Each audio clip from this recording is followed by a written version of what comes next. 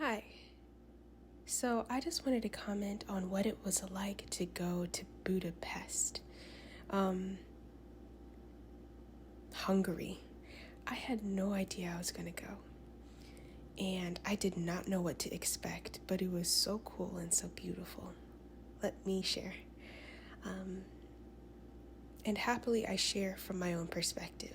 I think this is really cool to share for people who live in the same area as me, maybe in the DMV area, people who are of color, females, my age, whatever. I think we all have experienced life somewhat similarly. And I think it's cool to share when you're like, whoa, I didn't know it was like that.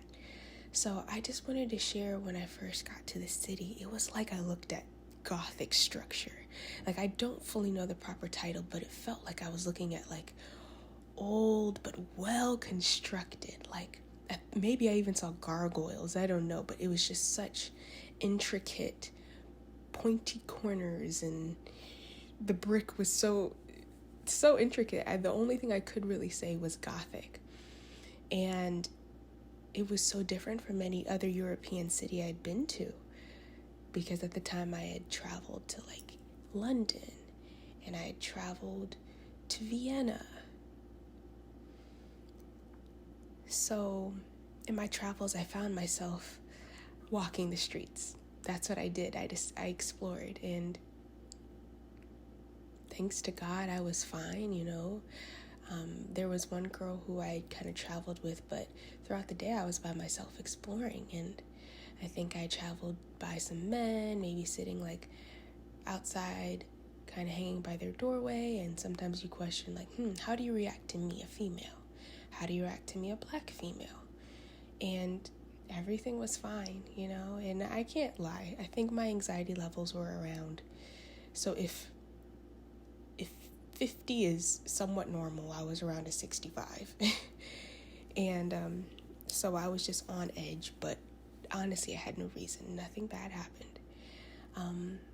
Strolling, I found myself going to one of their corner stores.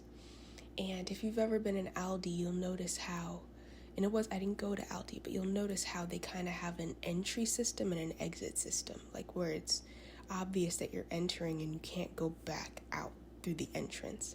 There were kind of little gates kind of saying, okay, kind of like if you're in a train station where it's like a turning dial type of thing, walkway. That's kind of what I remember seeing. And so it was just like a little bit of a crusty, dingy corner store. You could tell it had such a home feeling. So of course, I don't mean to talk of it in disrespect, but it was a bit interesting because, and the point of this audio is for me to share that it felt like it was like a hometown built within a beautiful city, big city. So you see a dingy store, but the pride of the town wasn't dingy. It wasn't like, oh, we carry ourselves poorly. It was just, this is the corner store, the lady, she's been here for a while. It felt like that.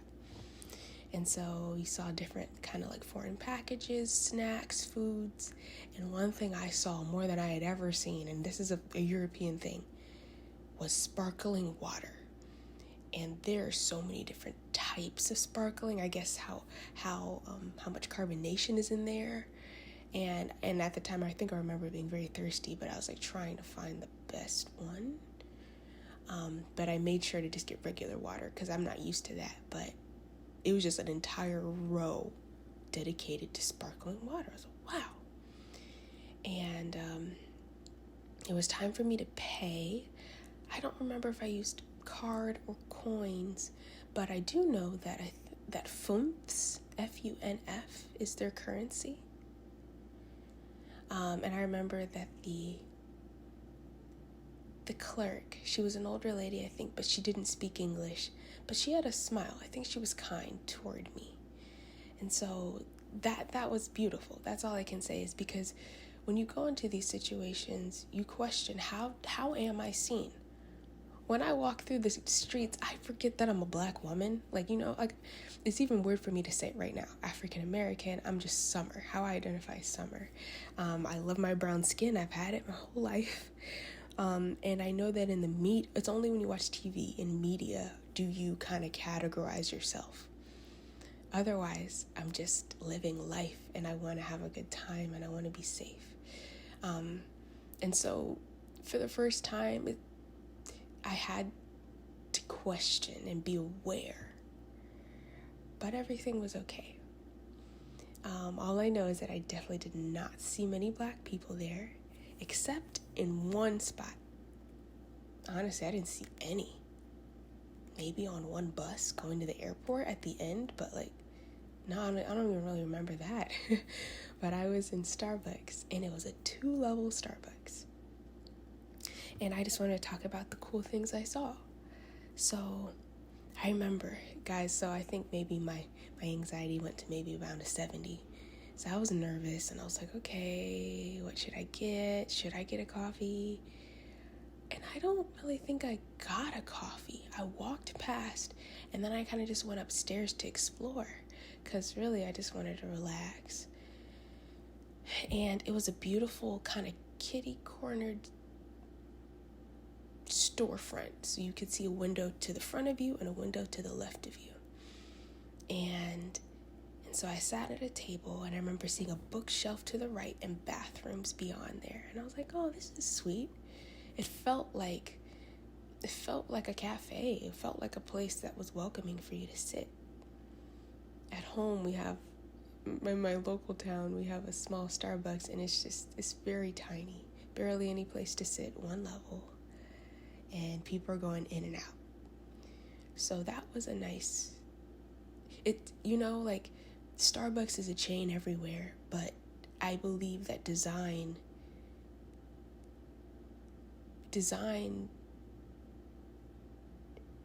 there's always an option for design. And who knows, maybe the heart of Budapest went into it. And they're like, hey, we want to have a place to relax. And that's a lot of what I felt. And I guess I'll finish with these things. I remember sitting, and I saw a black man with dreads. He was a bigger guy, not overweight, but he was husky. And I was like, oh, I think I remember hearing some type of a Jamaican accent, some type of island accent. And I was like, okay. But you could tell he was maybe on business. He was having a meeting with a woman, and I didn't know her descent, but she was a white woman, maybe of the country. And I just thought that was interesting. I don't know if it was just a coffee date, a meeting, but I was like, oh, another person. And I remember I sat at my table, and I think I was messaging my friend from UNT, University of North Texas. She was my really good friend. She kind of guided and helped me. And she kind of guided me into their Bible study group. And so I told her where I was, and she was just like, oh, one of our friends, the girl who was in our Bible study group, and that was of 5 of us in Texas. She's like, oh, I think she's over there. And I'm like, really? And I think I remember her saying that, because this has been, I think 2 years had already passed since I'd been there. And I'm like, I think her name was Angelica. And I was like, wow. So I never got to see her, but it was so silly. It was so funny. And even I think my aunt, she later on told me, she's like, I think we have family over there. You should have let me know. And it's like, it's just funny.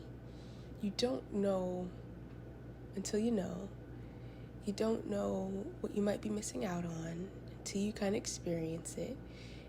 But I think that's kind of cool, I guess if you ever have a trip in the future, say, hey, on Facebook, if you know anybody in Budapest, let me know. Because what I'm learning, and as I'm getting older, I'm learning that my family cares. And I don't know if it's just an African tradition, but I do know even my grandparents did this. They welcome people who are of blood and not necessarily of blood. It was just like, oh, you know this person who knows this person, although I don't know you? Oh, your family, welcome in, have a place to stay. And I thought that was special. So that didn't necessarily happen, but I loved that that was what I could be welcomed into. And I guess I'll finish here describing Budapest. I remember sitting at that coffee shop and watching a man, like a dad, push his little toddler. And really the toddler was just kind of, you know how toddlers get to drive themselves in that little toy car? Maybe like a little type thing.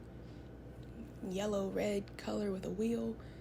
The kid was just chilling and having fun on the corner. So they weren't even going that far. They were just kind of, it felt like they were in their, like they lived in the area and they were just out kind of playing on the street like it's a normal neighborhood.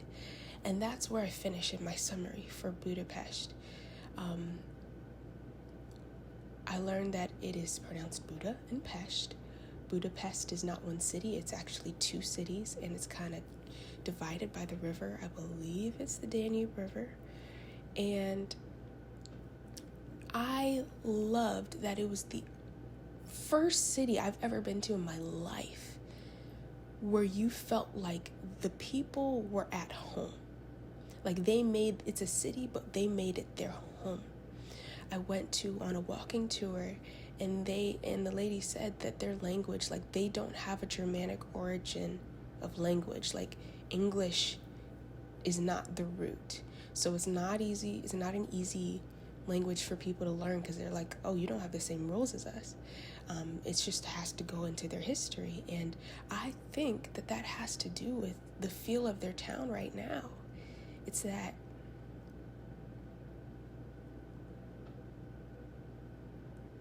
it's theirs. They weren't evil. They weren't angry at outsiders. It was like they're in their neighborhood, but they weren't scared to carve it and make it theirs. And like I remember riding the bus and maybe seeing teens about to like just go out, you know? It didn't seem like it was a big party town, but they knew where to have fun and hang out with each other. It was just a spirit of like, I'm home. I'm not wanting, I'm not sad, I'm not drab. I'm enjoying my place and the people I'm with. And I guess it just felt different, like compared to maybe a New York or even a Boston or even a London. Well, London is different than even American cities, but the American cities I've been to are more so like we're trying to know if we're welcome here. It's a mixing or melting pot, but it's kind of like you're paying rent on your city. So you don't want to mess it up. And we're not so much into carving our own names into our cities. We make friends, but we don't necessarily leave an open imprint, you know? And that likely has to do with our country being much younger than a lot of European countries. But I just felt that difference, and it was like, wow, how cool. Each place on our planet is different, and so this is where I officially finish. I believe, y'all, aliens may be real, but I really encourage you to discover and meet what you don't know on this planet, because there's a lot of alien foreign stuff to me and us that we don't even know. And who knows, maybe you can't travel every year or even every 5 years, but I hope you make a goal to experience even down the street somewhere that is not normal, because it simply changes your perspective. You'll meet the people who are open. They'll at least say hi. Even if you don't make best friends, it's okay.